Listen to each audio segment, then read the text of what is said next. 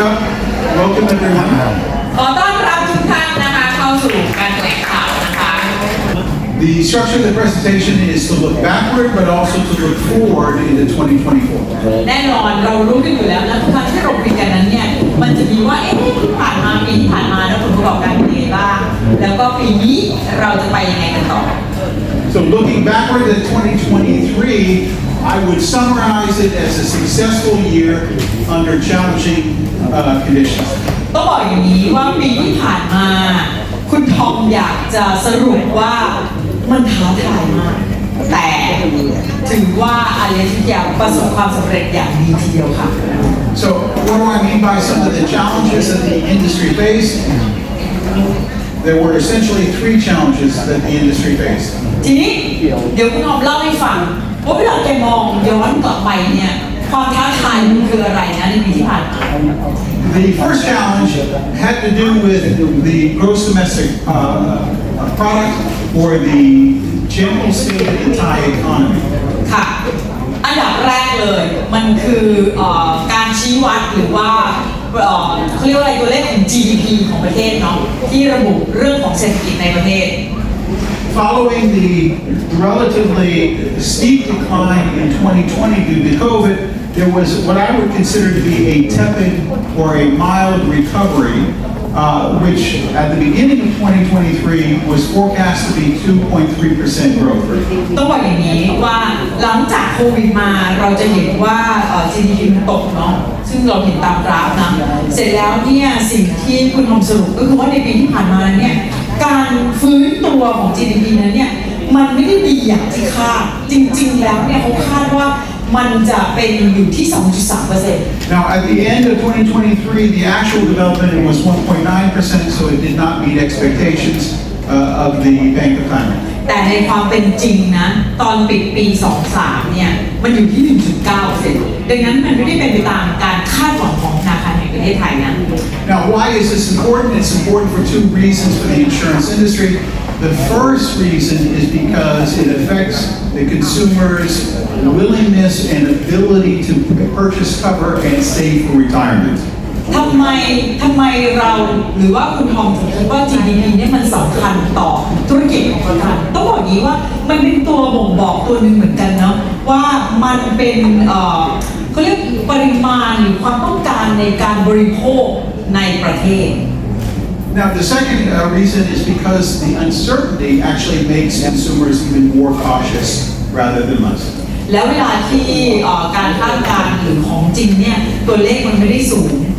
มันแปลว่าอะไรมันแปลว่าผู้คนในประเทศนั้นเนี่ยมีความกังวลในการใช้จ่าย Now the second headwind for the insurance industry is actually over here on the right-hand side of the exhibit. It's a relatively volatile capital markets during 2023 as the central bank adjusted their monetary policy to combat inflation on a global basis. แล้วก็เวลาที่เราดูตลาดโลกเนี่ยมันก็มีเป็นปัจจัยอีกอันหนึ่งเนาะที่มันผันแปรมาต่อมีผลกระทบต่อการเจริญเติบโตของธุรกิจของเราในปีที่ผ่านมาดังนั้นเนี่ยคุณทอมเล่าว่านโยบายการเงินเพื่อที่จะสู้กับภาวะเงินเฟ้อเนี่ยมันมีผลกระทบต่อไอ้พันธบัตรหรือการลงทุนที่มันเกิดในตลาดโลก Now as the central banks globally increased interest rates, this green line, real asset values, the blue line representing the SET index, tended to decline, and it's not only the SET, but also real estate investment trusts and other real assets. ต้องบอกอย่างนี้ค่ะว่า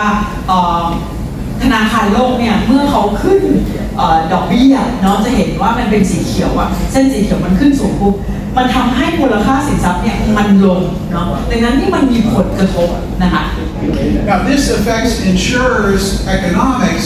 in the sense that we raise or collect premium up front and invest it for a later date. อันนี้แน่นอนมันมีผลโดยตรงต่อธุรกิจของประกันเพราะเราเก็บเงินวันนี้แล้วเราเอาไปลงทุนเนาะ Now, fortunately, Allianz, as you will see later, is very well matched in terms of our assets and liabilities, so we are less exposed to these types of financial markets volatility. แม้ว่าเราจะพูดเช่นนั้นแต่ต้องบอกอย่างนี้ว่าสถานภาพการเงินของอาเลียนวิทยาเดี๋ยวความมั่นคงมากมายเนื่องจากไอ้สิ่งที่เราลงทุนกับสิ่งที่เราเก็บไว้นั้นเนี่ยมันมีความผูกพันหรือว่าไอ้สิ่งที่เราเก็บมันมีมากกว่านะคะ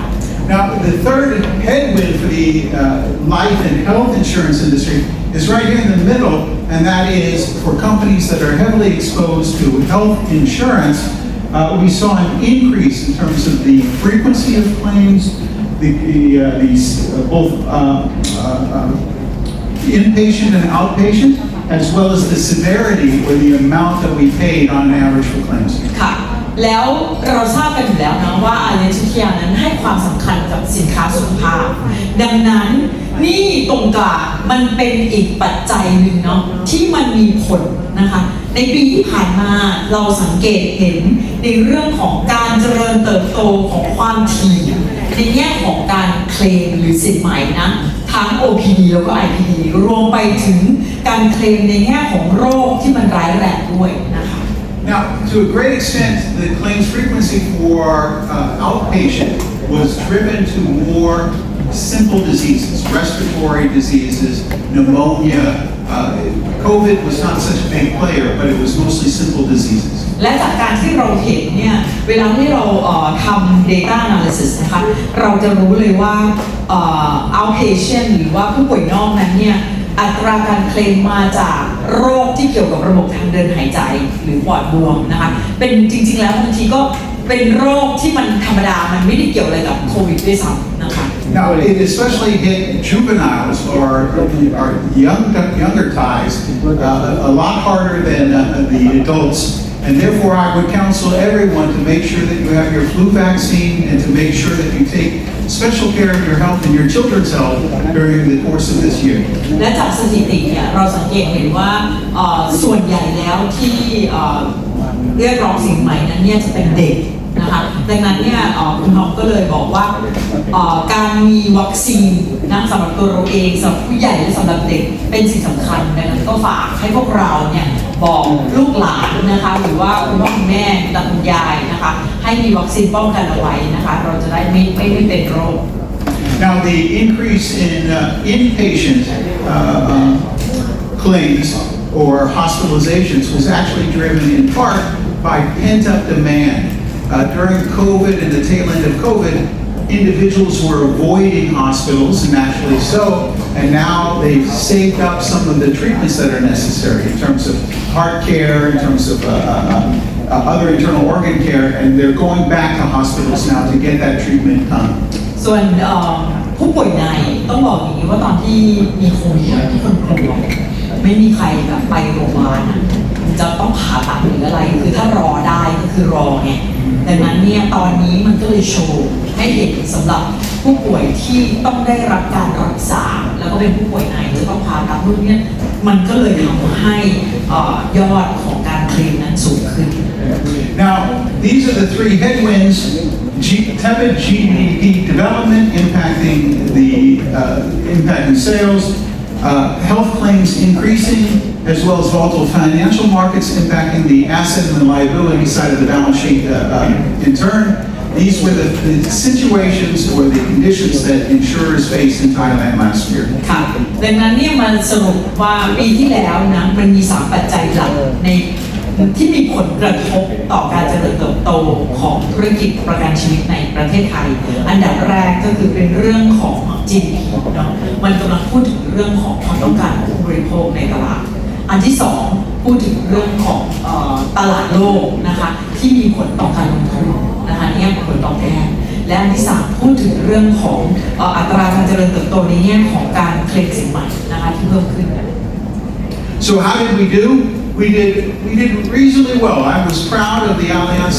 India team and the performance last year. We had 6% GDP growth versus 4% to market, so we grew faster than the market and faster than GDP. ค่ะต้องบอกว่าถ้านั้นเรามาดูผลประกอบการของอาเลียนวิทยาในปีที่แล้วเนาะในแง่ผลประกอบการของเบี้ยรับรวมนะเราดีกว่าตลาดและแน่นอนก็คือดีกว่า GDP นะคะดังนั้นถือว่าเราทำได้ดีพอสมควรค่ะ And we maintained our market share in health You notice that we're number 6 in terms of new business overall, but number 3 in terms of health. We've maintained that position. We are a strong health-oriented company. ค่ะแล้วก็เรารักษาระดับนะคะในแง่ของสัดส่วนทางการตลาดไม่ว่าจะเป็นเบียร์ปีแรกนะคะอยู่ที่อันดับ6หรือว่าเบียร์ที่เกี่ยวกับสุขภาพนะคะอันดับ3 And where did this growth come from? We had 4% new business growth or A&P. Clearly, the star in the portfolio was agency. They grew 9%. It's our largest channel, and it had by far and away the highest growth rate and much higher than the market. ค่ะถามว่านะคะ 4% ที่ปีแรกนั้นเนี่ยมาจากไหนนะคะเรามาดูแต่ละช่องทางสังเกตเห็นนะคะว่าช่องทางตัวแทนนั้นโต 9% นะคะแล้วก็โตมากกว่าตลาดนะคะ Now, bank came in flat year on year at 0% growth. That was a miss, but we anticipate making up for that this year as we review our product and our sales activation strategy together with our bank partner. ค่ะในแง่ของแบงก์ก็เองเราอาจจะเห็นว่าไม่ได้โตนะคะแต่ว่าสิ่งที่เรานำมาพัฒนาในปีนี้ก็คืออันที่1ในเรื่องของสินค้าและอันที่2ในแง่ของโครงสร้างของการขายนะคะ Now, direct marketing at 1%, paradoxically, that's a small number, but that particular channel, telesales channel in general, faces 2 very significant headwinds. ต้องบอกอย่างนี้ค่ะว่าในแง่ของขายตรงนะคะผ่านทางโทรศัพท์นั้นเนี่ยจะเห็นว่ามันเป็น 1% ที่โตก็จริงแต่คุณทองขอย้ำให้พวกเราทราบว่าจริงๆแล้วเนี่ยมันมีความท้าทาย2เรื่องในช่องทางหนึ่ง So first of all, consumers are picking up their phones much less frequently if they don't know the telephone number that's calling them. And as a consequence, it's becoming increasingly difficult to reach the consumers to offer them health and or savings products. แน่นอนทุกวันนี้ใครก็ตามที่โทรมาแล้วเบอร์แปลกๆคนก็ไม่รับมันเป็นส่วนหนึ่งที่ทำให้เราเข้าถึงลูกค้าในการที่จะเสนอสินค้าและบริการได้ยากมากขึ้น And second, data privacy rules have gotten stricter over the course of the last 3 years, and rightfully so, protecting the data privacy of the Thai consumers, and that is also making it more difficult to reach customers in a timely manner. ค่ะแล้วก็กฎหมายคุ้มครองข้อมูลส่วนบุคคลเนาะก็เป็นอีกหนึ่งปัจจัยหลักที่ทำให้ช่องทางนี้ค่อนข้างยากนะคะในการเติบโต So overall, the market shrank, and we did a good job just maintaining a modest positive growth rate. ในช่องทางนี้ต้องบอกว่าในแง่ของตลาดนั้นเนี่ยหดตัวลงนะคะแต่ว่าต้องบอกว่าเราเองก็ถือว่ายังเก่งหลักนะคะที่เติบโต Now, employee benefits or group employee benefit, health and life insurance. It's a big business for us. I think collectively, Allianz in Thailand is number 2 in the market, so it's meaningful for us. ต้องบอกว่าช่องทางนี้ถือว่าเป็นช่องทางที่สำคัญสำหรับเราเหมือนกันเพราะว่า Allianz วิทยาเนี่ยถือเป็นอันดับ2ในตลาดนะคะสำหรับช่องทางนี้ Unfortunately, last year, given the higher claims, group employee benefits was not a profitable business. และถ้าเกิดสมมติว่าเราดูในปีที่แล้วนั้นเนี่ยมันมีสัดส่วนในเรื่องของยอดของสินไหมที่มันสูงมากทำให้ช่องทางนี้เป็นช่องทางที่ไม่กำไร So the reduction in A&P that you see there is a conscious decision to price to value as opposed to capturing share. ดังนั้นเวลาที่เราทำธุรกิจนะคะเราจะดูด้วยว่าเราจะเข้าไปสู่เรียกว่าอะไรอ่ะเราจะรับประกันสินค้าหรือว่ายี่ห้อนี้หรือไม่แล้วกำไรหรือเปล่าถ้าเกิดสมมติว่ามันขาดทุนเราก็เลือกที่จะไม่รับประกันนะคะ So a couple of words now on the tremendous success in agency. ค่ะคุณทอมอยากจะอธิบายถึงการเติบโตของช่องทางตัวแทนที่มันโต 9% นั้นมันมายังไงนะ We are a firm believer that our agents and the businesses that they create are incredibly important both for the agents as well as for the company. ค่ะเราเชื่อนะว่าการทำงานของตัวแทนนั้นเนี่ยมันมีความสำคัญทั้งต่อตัวเขาเองต่อลูกค้าแล้วก็ต่อบริษัท We launched a couple programs last year and the year before. 2 years ago, we launched the Elite program, recognizing those agents and agency groups that are growing. ใน2 ปีก่อนเนี่ยเรามีโครงการที่เรียกว่า E นะคะ Elite โปรแกรมนี้เนี่ยเป็นโปรแกรมที่ชื่นชมนะคะกับผู้ที่ประสบความสำเร็จในแง่ของการเป็นหัวหน้ากลุ่มดูแลทั้งพอร์ตทั้งของทีมของเขา And this year, in 2023, we launched a program called Franchise Builder to provide the motivation and the incentives for our great agents to continue to build their businesses. และในปีที่แล้วเนี่ยเรามีโครงการ Franchise Builder นะคะซึ่งพวกเราน่าจะพอจำกันได้นะคะเพื่อที่จะเป็นรางวัลนะคะเป็นแรงบันดาลใจให้กับตัวแทนนะคะที่ต้องการเติบโต Now, we were very successful in accomplishing this. We managed to promote last year 34 new agency vice presidents. Each agency vice president needs a minimum of 10 agency leaders.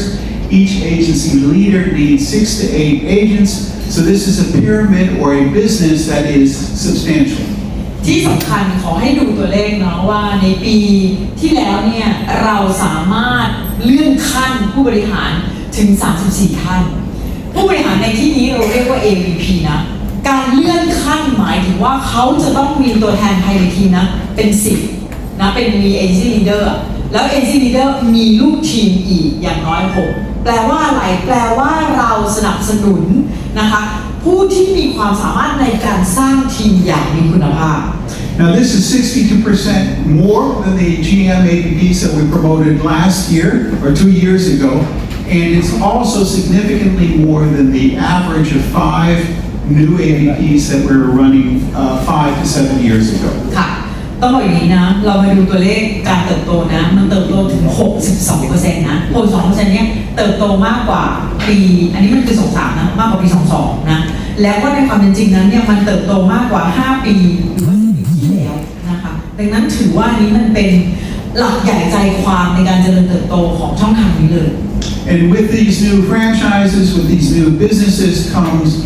many new recruits, up 34%. And 13% increase in terms of active agents. Overall, a very successful year for Allianz Media's agency team. ค่ะ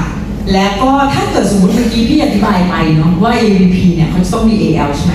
แล้วเขาก็จะต้อง AL ก็ต้องมี Agent นะมันส่งผลให้มันเกิดเรื่องของการรีครูทนะตัวแทนใหม่นั่นคือจำนวนนะที่มันเพิ่มเติมขึ้นและเมื่อเรารีครูทนี่คือผลของมันนะแอคทีฟก็เพิ่มเติมขึ้นด้วยและนี่คือสิ่งที่ช่องทางนี้ประสบความสำเร็จในปีที่แล้ว Now, I had mentioned earlier how financial market volatility could impact an insurer's balance sheet. I just wanted to give reinforce the message that I made earlier that because Allianz Media is a well-matched, conservatively run company, our solvency ratio remains very strong at, roughly speaking, over 2 times the regulatory requirements. เมื่อกี้นี้คุณน้องพูดถึงเรื่องของตลาดโลกเนาะที่มันมีผลต่อการลงทุนและมันมีผลต่อเงินของบริษัทประกันและได้พูดไปแล้วว่าแต่ในความเป็นจริงแล้วเนี่ยสำหรับ Allianz เองเนี่ยเรามีสถานภาพทางการเงินที่ค่อนข้างแข็งแรงนะคะและหน้านี้คือหน้าที่ยืนยันนะว่าเงินสำรองของเรานั้นเนี่ยมีมากกว่าสิ่งที่เขาเรียกอะไร OIC กำหนดนะคะถึง 2.2 เท่าเลยทีเดียว And you can also see in our sensitivities to regulatory capital ratio that even if equity markets go down by 30%, our numbers don't move, they don't budge. And if interest rates go down or up by 50 basis points, again, because we are substantially matched in terms of assets and liabilities, our capital ratios will not budge. ค่ะต้องบอกอย่างนี้ว่าอันนี้เป็นวิธีการหนึ่งที่ดูความระมัดระวังในการดูเรื่องการเงินของบริษัท Allianz ก็คือว่าเขาไปเปรียบเทียบเลยนะว่าถ้าเกิดสมมติว่าตลาดหุ้นตกถึง 30% เนาะมันจะมีผลอะไรกับเงินสำรองของเราหรือไม่ก็คือไม่ได้มีผลนะหรือว่าแม้แต่ดอกเบี้ยนะมันจะขึ้นหรือลงนะโดย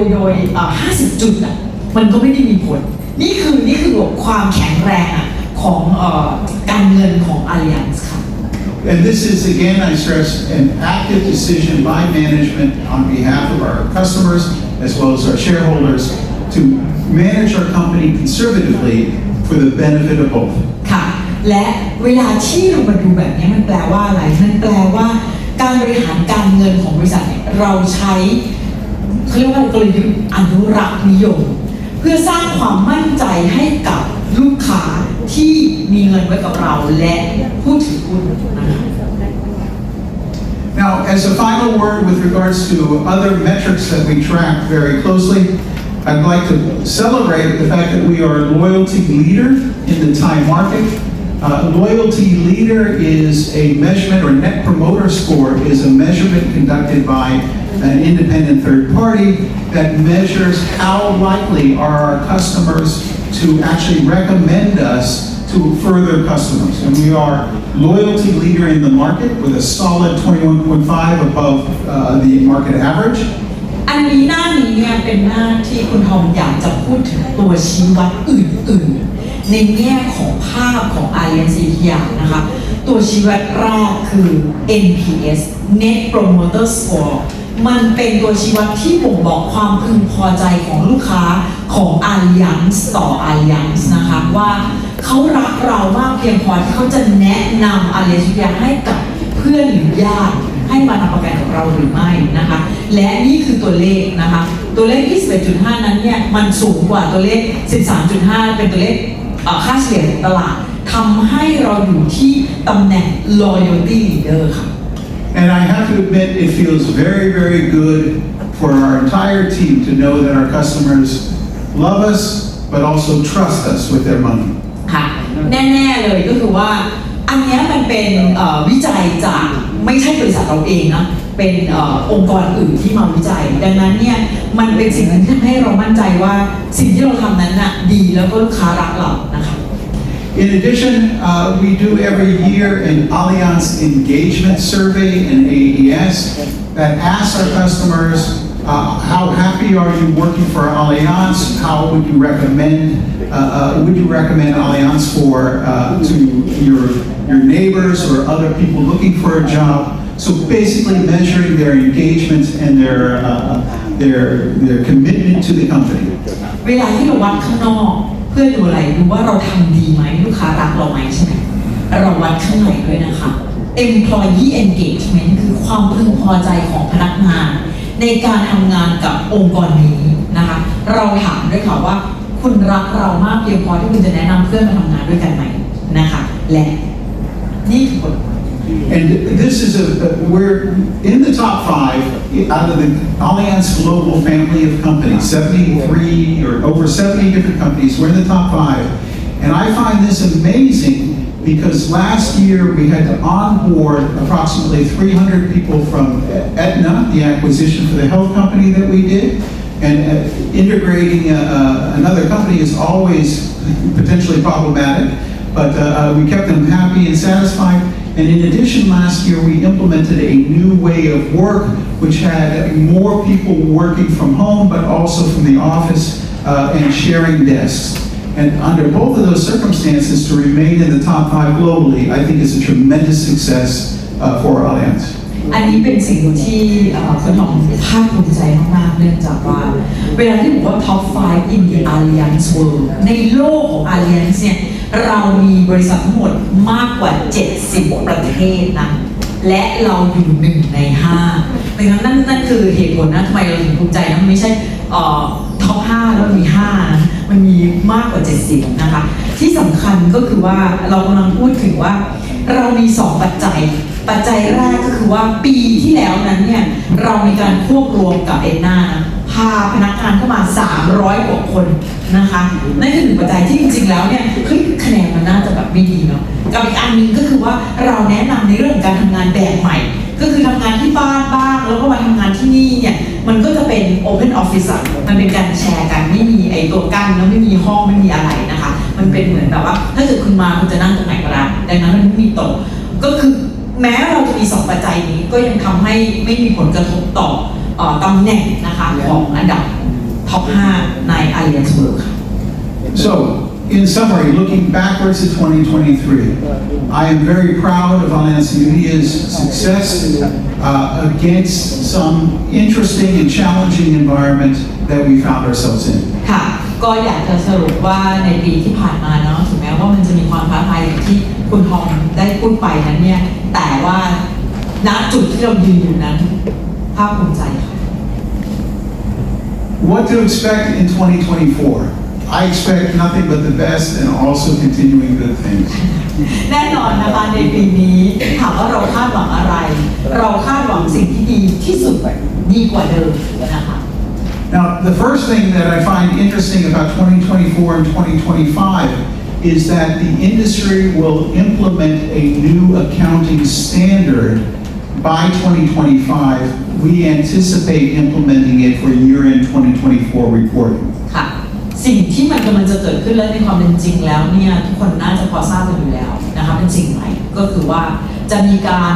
ปรับในเรื่องของการรายงานผลประกอบการนะคะซึ่งมันจะไปเริ่มใช้ในปี 2025 แต่ Alliance เนี่ยจะเริ่มใช้ตั้งแต่ปลายปี 2024 แล้ว Now, this standard is going to be, we are already reporting under it for group internal reasons. It's called IFRS 17 or International Financial Reporting Standards 17. It will be implemented in Thailand in 2025, as I mentioned. ค่ะก็อันนี้มันคือการ International Financial Reporting Standard มันคือการปรับ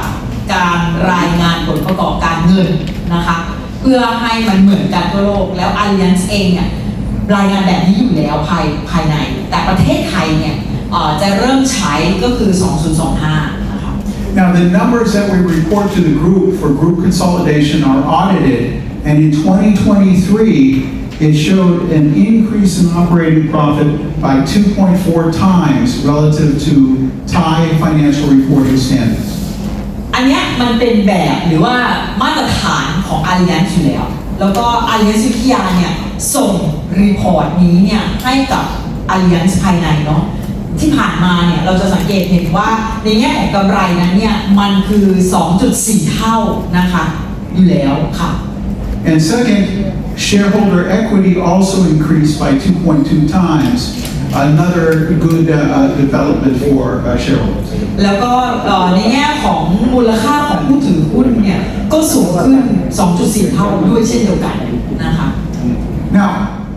our results, I think, are somewhat unique because historically we have been very conservative with regards to the recognition of future profits in our balance sheet and in our income statement. We've also been very conservative, as I mentioned a couple of times already, in terms of matching assets and liabilities for the benefit of our customers as well as our shareholders in our capital situation. ต้องบอกอย่างนี้ว่าจริงๆแล้วเนี่ยสแตนดาร์ดการรายงานแบบนี้มันเขาเรียกมันเหมาะกับกลยุทธ์อนุรักษ์นิยมของ Alliance เพราะว่า Alliance ค่อนข้างระมัดระวังในการที่จะคาดการณ์อนาคตว่ากำไรจะเป็นเท่าไหร่นั่นคือ1ดอกแล้วนะดอกที่2ก็คือเรื่องของการที่เรามักจะมีเงินสำรองเพื่อที่จะป้องกันเหตุที่มันจะเกิดในอนาคตดังนั้นอันนี้มันคือการพัฒนาหรือว่าการบริหารธุรกิจอย่างระมัดระวังซึ่งตรงนี้แหละมันจะเป็นตัวที่สร้างความมั่นใจให้กับลูกค้าและผู้ถือหุ้นของ Alliance วิทยา So we are expecting positive developments via the new accounting standard change, which we will early adopt at year-end 2024. It'll be very interesting to see how the rest of the industry fares. ต้องบอกอย่างนี้ค่ะว่าการเปลี่ยนแปลงครั้งนี้น่าจะส่งผลกระทบต่อหลายบริษัทในประเทศไทยเพราะวิธีการในแง่ของการรายงานนั้นมันเปลี่ยนไปเลยนะคะและถ้าเกิดสมมติว่าการบริหารการเงินของแต่ละบริษัทนั้นมันไม่ได้สอดคล้องกับวิธีการรีพอร์ตแบบนี้มันต้องปรับตัวกันเยอะดังนั้นเนี่ยเรากำลังจะบอกว่าอะไรทุกอย่างพร้อมค่ะ Now, building on continued success in agency, we're going to continue with our franchise builder program, which it produces agents that are and teams that are much more productive than non-participants. ค่ะเวลาที่เราบอกว่าเราพูดถึงเรื่องการเติบโตในปีนี้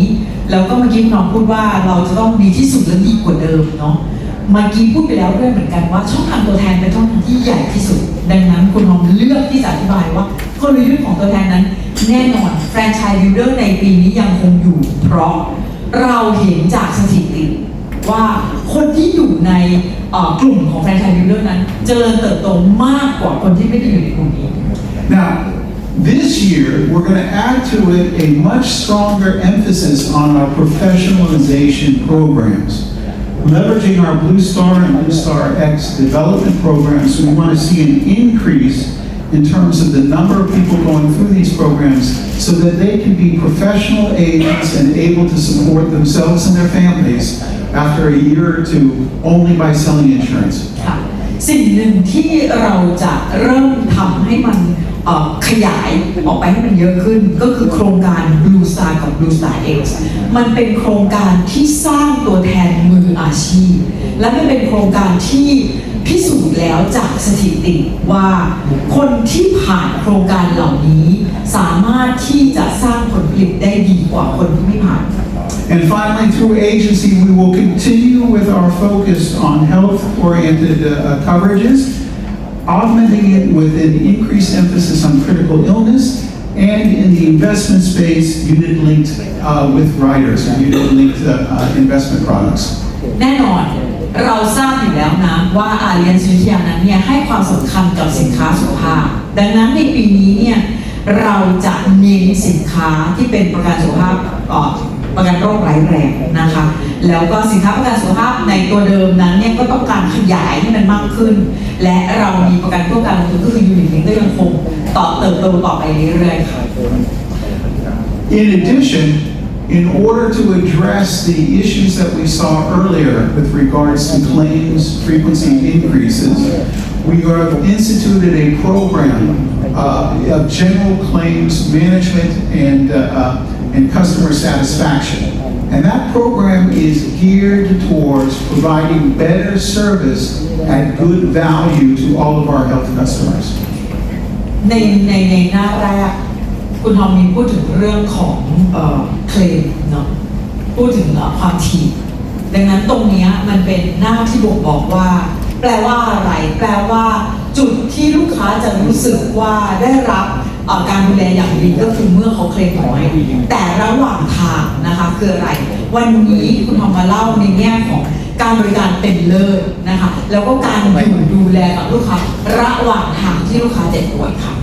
And out of many different initiatives, I just wanted to highlight two. One of which is our preferred network initiative, where we're searching out the hospitals that provide great service, great care for our customers, and good value as well.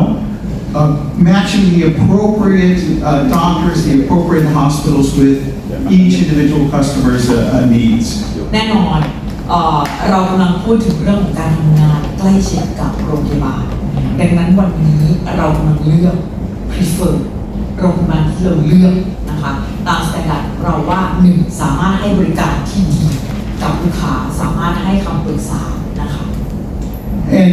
in addition, as part of the second element of our program, we are implementing a health concierge service, and I think I'm going to let the service speak for itself. We're going to run a video right now. ค่ะแล้วอีกอันหนึ่งก็คือเรื่องของการให้คำแนะนำเกี่ยวกับโรงพยาบาลหรือหมอนะคะเราเรียกมันว่า concierge service นะคะ In terms of financial targets, we anticipate growing again faster than the market and actually making up, recovering some ground from last year. A&P growth, our target is a 15% growth rate for A&P and 13% for gross written premium. ค่ะและหน้านี้น่าจะเป็นหน้าที่ทุกคนอยากทราบเนาะเป้าเบี้ยรับรวมปีนี้นะ 4.1 หมื่นล้านนะคะโต 13% นะคะก็จะแบ่งอย่างให้เห็น GWP นะคะโต 13% A&P โต 15% ค่ะ Now, broken down by distribution channel, agencies can be pulling double the load that they pulled last year at an 18% growth rate. Banca is going to go back to our historical norms of 11% growth, I would say for the last 3 years before 2023, we were running at, I believe, between 11 and 14% growth rate for banca. So this was taking us back up to a normal level. ค่ะก็แบ่งตามช่องทางนะคะตัวแทนก็จะช่องทางตัวแทนก็จะโตเยอะหน่อยส่วนช่องทางแบงค์คุณทำได้อธิบายนิดนึงว่าก่อนปี 23 นั้นเนี่ยที่ผ่านมาเราโตประมาณนี้แหละดังนั้นเนี่ยในปีนี้เราจะกลับไปอยู่ในจุดที่เราเคยโตอยู่ที่ประมาณ 11% ค่ะ And direct marketing or telesales, we anticipate also returning to growth based on new partners that we're onboarding as we speak. ค่ะแล้วก็ในแง่ของช่องทางขายตรงนั้นเนี่ยเราจะโต 12% เพราะว่าเราเองก็มีการคุยกับพาร์ทเนอร์ใหม่ๆอยู่ด้วยนะคะ And employee benefits, we will continue our disciplined approach to the market.